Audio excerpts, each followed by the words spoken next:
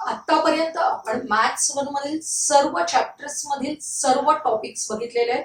या सर्व टॉपिक्सच्या व्हिडिओच्या लिंक आजच्या या व्हिडिओच्या डिस्क्रिप्शन मध्ये दिलेल्या आहेत. आज आपण स्टॅटिस्टिक्स या शेवटच्या चॅप्टरला सुरुवात करतो आहोत. अतिशय महत्वाचा आणि तुम्हाला सहज मार्क मिळवून देणारा असा चॅप्टर आहे. आपण स्टॅटिस्टिक्स ही एक ब्रांच आहे वेगळी मॅथमॅटिक्स मधली. या ब्रांचचा आपल्या दैनंदिन जीवनामध्ये फार महत्वाचा उपयोग आहे. आता आपण सध्या या कोरोनाच्या परिस्थितीमध्ये बघतोय की रोज एक नवीन अनालिटिक्स दाखवलं जातं की अशा प्रकारे आपला ग्राफ वाढतोय किंवा एवढा रेट आहे, मृत्यू दर किती आहे, वाढीचा दर किती आहे. या ज्या सगळ्या गोष्टी कॅल्क्युलेट केल्या जात आहेत त्या गोष्टी कॅल्क्युलेट करणं म्हणजेच काय आहे, स्टॅटिस्टिक्स वापरणं. आपण टीव्ही चॅनलवरील वेगवेगळ्या मालिका बघतो बघा. या मालिकांमध्ये आपण म्हणतो की ह्या मालिकेचा टीआरपी सर्वात जास्त आहे.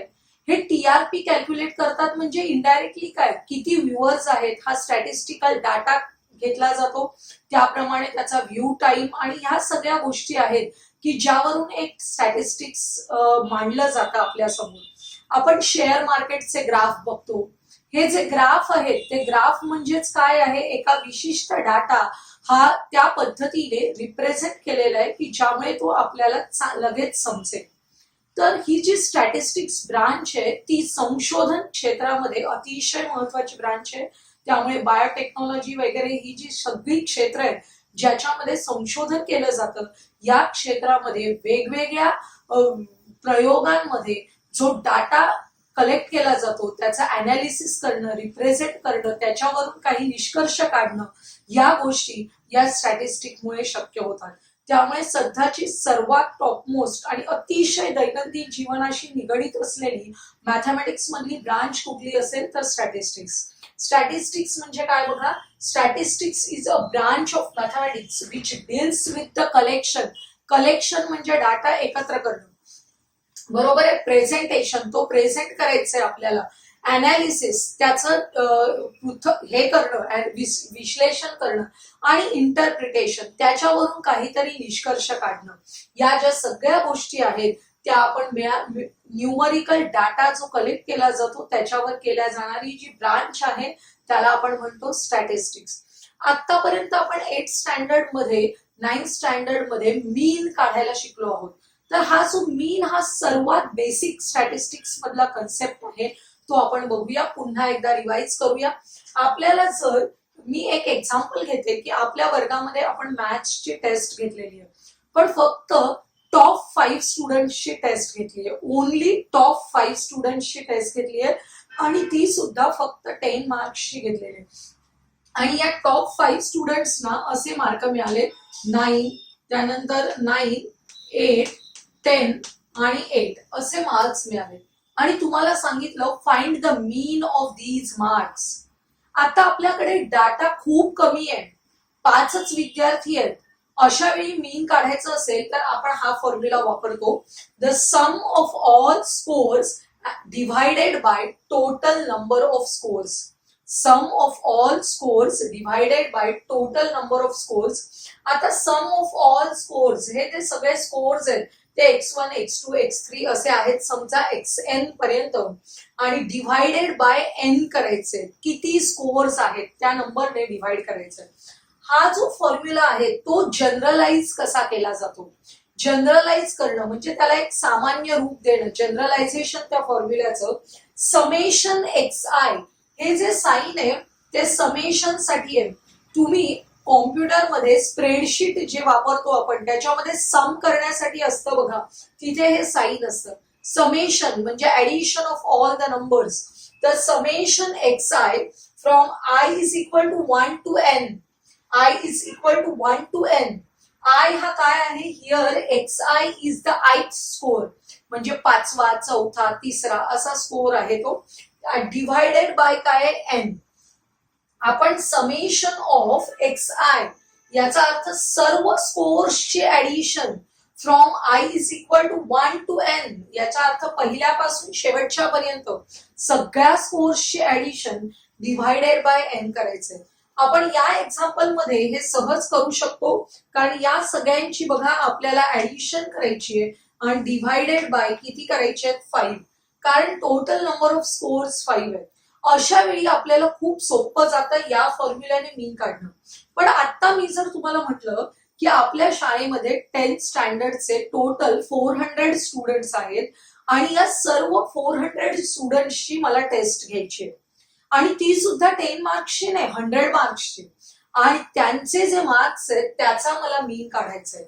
मग आता काय होईल बघा, आपला डाटा खूप व्हास्ट झालेला आहे, कलेक्शन मोठं झालेलं आहे आणि अशा वेळी तुम्ही 400 विद्यार्थ्यांचे मार्क ऍड करणं आणि त्याला डिव्हाइड करणं हे या फॉर्म्युल्यामध्ये खूप कॉम्प्लिकेटेड होणार आहे.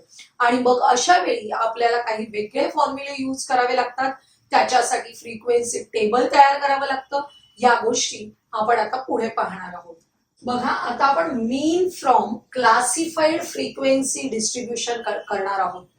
मगाशीच मी म्हटलं, जेव्हा आपण शाळेतल्या सर्व 10th स्टँडर्डच्या विद्यार्थ्यांची टेस्ट घेतो त्यावेळी आपण ऍडिशन करून त्याला डिव्हाइड करून जो मगाचा मीनचा फॉर्म्युला आहे त्याने नाही मीन काढू शकत, तेव्हा आपल्याला फ्रिक्वेन्सी डिस्ट्रीब्युशन टेबल तयार करावं लागतं. आणि असं टेबल जर असेल तर त्याचा मीन काढण्याच्या वेगवेगळ्या मेथड्स आहेत, त्यातली आपण डायरेक्ट मेथड आज पाहणार आहोत. आता तुम्हाला एक्झाम्पल काय दिलंय बघा. The following table shows the number of students and the time they utilize daily for their studies. प्रत्येक विद्यार्थी अभ्यासासाठी किती वेळ वापरतो त्याचा टेबल दिलेला आहे. Find the mean time spent by students for their studies by direct method. आपल्याला इथे स्पेसिफाय केलेलं आहे की डायरेक्ट मेथडने काढा. आपल्याला जो दिलेला टेबल आहे त्या टेबल मध्ये माहिती कशी दिली आहे बघा. टाइम 0 to 2 hours किती विद्यार्थी स्टडी करतात, नंबर ऑफ स्टुडंट्स आहेत 7. टेबल कसं रीड करायचंय ते बघा. 2 to 4 hours स्टडी किती विद्यार्थी करतात, 18. 4 to 6 hours मध्ये स्टडी करतात 12 स्टुडंट्स. त्यानंतर 6 to 8 hours स्टडी करतात 10 students and 8 to 10 hours study करतात 3 स्टुडंट्स. असा स्टॅटिस्टिकल डाटा आपल्याला दिलेला आहे. फ्रिक्वेन्सी डिस्ट्रीब्युशन टेबल दिलेला आहे.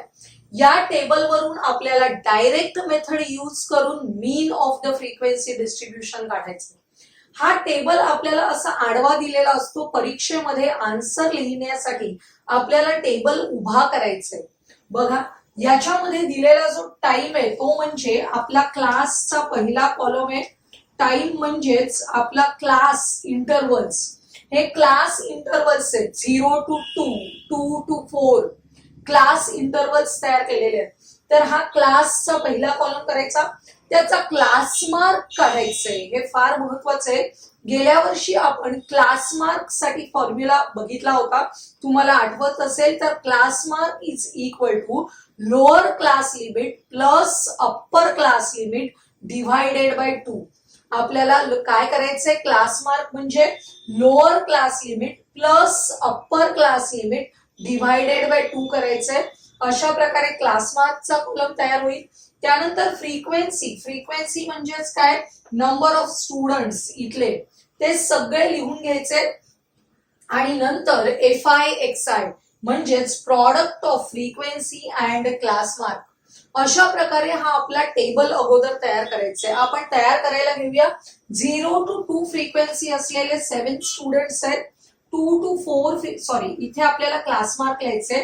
फ्रिक्वेन्सी आपल्याला या टेबल मध्ये लिहायचे 7. त्यानंतर 18, पुढे आहे 12, 10 and 3. अशा प्रकारे आपण फ्रिक्वेन्सी लिहून घेतलेली आहे. आता आपण क्लास मार्क काढूया. Lower class limit plus upper class limit divided by 2. 0 plus 2, 2 divided by 2 किती होणार आहे, 1. इथे बघा 2 plus 4, 6 divided by 2 that is 3. इथे 4 plus 6, 10 divided by 2 that is 5. इथे 6 plus 8, 14 divided by 2, 7. 8 plus 10, 18 divided by 2, 9.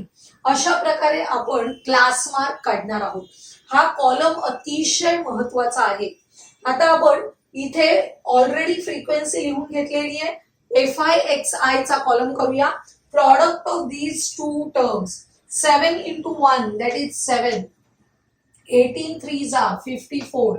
आपल्याला मल्टिप्लिकेशन लिहायचंय 12 पंचे 60, त्यानंतर आहे 10 साती 70, पुढचा कॉलम आहे 9 त्रिक 27.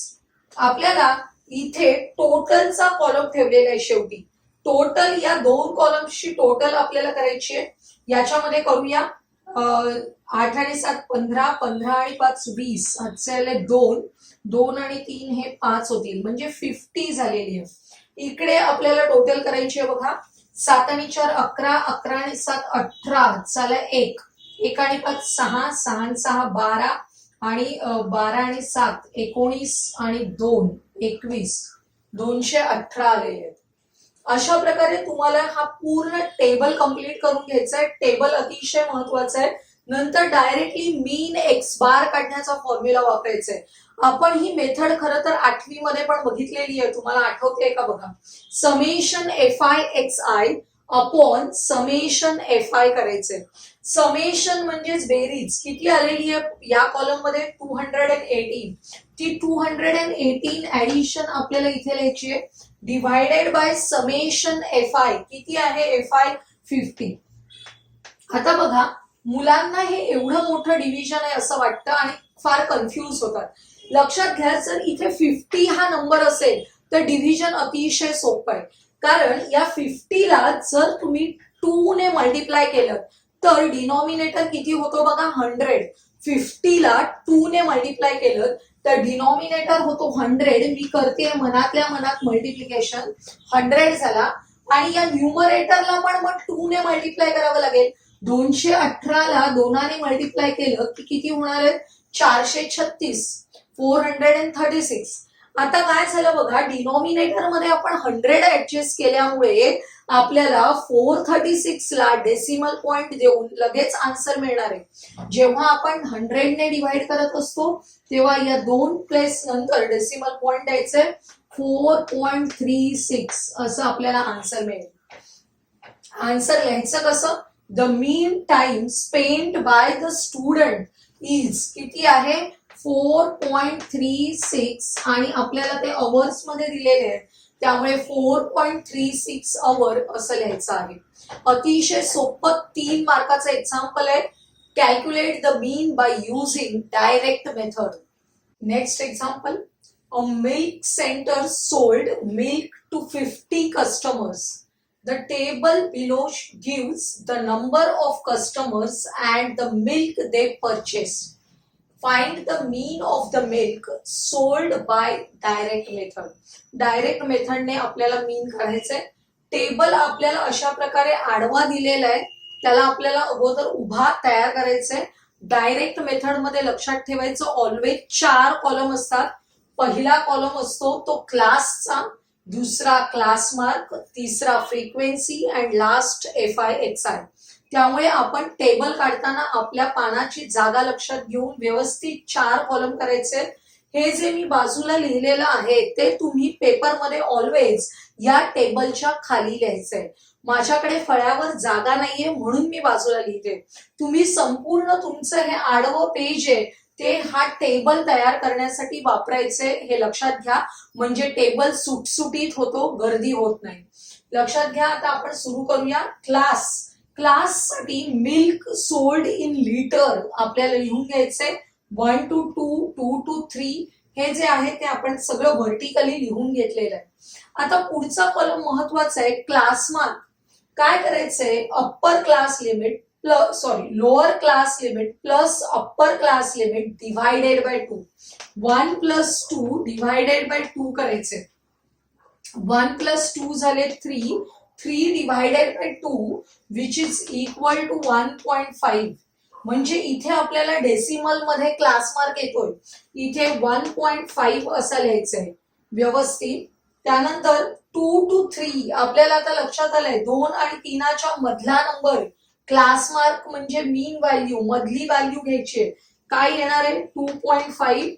एकदा पहिला क्लास मार्क काढला की आपल्याला पुढच्या व्हॅल्यू काय असतील हे लगेच लक्षात येतं. पुढचा नंबर येणार आहे आपला 3.5. करून बघा वाटल्यास 3 + 4 7 डिवायडेड बाय 2, 7 डिवायडेड बाय 2 काय असणार आहे 3.5. डिवायडेड बाय 2 करतोय म्हणजे आपण त्याचा ऍव्हरेज काढतोय, हे लक्षात घ्या. 4 plus 5 9 divided by 2 4.5 and here 5.5. अशा प्रकारे क्लास मार्क काढून घेतला आपण. आता आपल्याला फ्रिक्वेन्सी म्हणजेच नंबर ऑफ स्टुडंट्स लिहून घ्यायचे. इथे नंबर ऑफ स्टुडंट्स आहेत 17 13 10 7 and 3. हे लिहिल्यानंतर यांची ऍडिशन करायची आहे. आपल्याला ऑलरेडी एक्झाम्पल मध्ये दिलेलं आहे देअर आर 50 कस्टमर्स. याचाच अर्थ या सर्वांची ऍडिशन आहे ती किती येणार आहे 50. आता आपल्याला FI करूया. इथे थोडं मल्टिप्लिकेशन करताना तुम्हाला जागरूक राहायला पाहिजे. 17 5 85 हातचे आले 8, 17 1 17 आणि 8 25. आणि हा डेसिमल पॉइंट आपल्याला इथे द्यायचंय कारण इथे एकाच स्थळाने आहे, त्यामुळे मल्टिप्लिकेशन मध्ये पण आपल्याला तसाच द्यायचंय. इथे बघा 13 5 65 हातचे आले 6, 13 दुणे 26 आणि 6 करायचे 32. आता 10 ने मल्टिप्लाय केलं 350 येतात आणि डेसिमल पॉइंट इथे येणार आहे. 7 5 35 हातचे आले 3 आणि 7 28 आणि 3 31. त्यानंतर 5 3 15 हातचा आला 1, 5 3 15 आणि 1 16 म्हणजे 16.5. हे आपले डेसिमल पॉइंट व्यवस्थित एकाखाली एक येतील असं बघा, म्हणजे ऍडिशन करताना आपली चूक होत नाही. आता इथे 5 अधिक 5 10 अधिक 5 15 अधिक 5 20 हातचे आले 2. आपल्याला 2 लक्षात ठेवायचे, ते मी इथे लिहून घेते. बघा 6 अधिक 1 7, 7 आणि 5 12, 12 13 14, 14 आणि 5 19 आणि 2 21. हा डेसिमल पॉइंट आपण आधी इथे देऊया. 21 हातचे आले 2. परत इथे बघा 3 आणि 2 5. इथे सगळे जरा माझे इकडे सरकले, तुम्ही एकाखाली एक लिहा. 1 plus 3 किती होतात 4, 4 plus 3 7, 7 plus 3 10, 10 plus 2 12, 12 plus 2 14. म्हणजे इथे अशा प्रकारे 141 ऍडिशन आलेली आहे. ऍडिशन किती आली आहे सर्वांची 141. ती आता आपण इथे फॉर्म्युल्यामध्ये सबस्टिट्यूट करूया. Mean x bar is equal to summation FI divided by summation FI. FI चं समेशन म्हणजेच ऍडिशन आलेली आहे 141 divided by summation of FI आहे 50. मगाशी सांगितलेली आयडिया आपण वापरायची आहे. 50 ला 100 करणं सोपं आहे, 2 ने मल्टिप्लाय करावं लागतंय, त्यामुळे वरच्या नंबरला पण आपण 2 ने मल्टिप्लाय करू. 282 होतील. 141 ला 2 ने मल्टिप्लाय केलं 282 मिळाले. आता डिवायडेड बाय 100 म्हणजे 2 स्थानी आपल्याला डेसिमल पॉइंट द्यायचे 2.82 असं आन्सर येईल. आपल्याला आन्सर लिहायचंय the mean of the milk sold is काय लिहायचं 2.82 लिटर. आपल्याला जे युनिट दिलेलं आहे ते आपण लिहायचं आहे, लक्षात ठेवा. अशा प्रकारे अतिशय सोपी डायरेक्ट मेथड आहे ज्याने आपण मीन कॅल्क्युलेट करणार आहोत. परीक्षेत कधी कधी अशा प्रकारचे एक्झाम्पल्स ऍक्टिव्हिटी मध्ये सुद्धा येऊ शकतात. काही टेबल तुम्हाला तयार करून दिलेला असेल, मध्ये मध्ये व्हॅल्यूज सबस्टिट्यूट कराव्या लागतील किंवा डायरेक्टली सॉल्व्ह करण्यासाठी पण येऊ शकतात. आजचा हा व्हिडिओ तुम्हाला आवडला असेल तर लाईक करा, तुमच्या मित्रमैत्रिणींना शेअर करा आणि पुढील महत्त्वाचे व्हिडिओज पाहण्यासाठी आपल्या चॅनलला सबस्क्राईब करायला विसरू नका.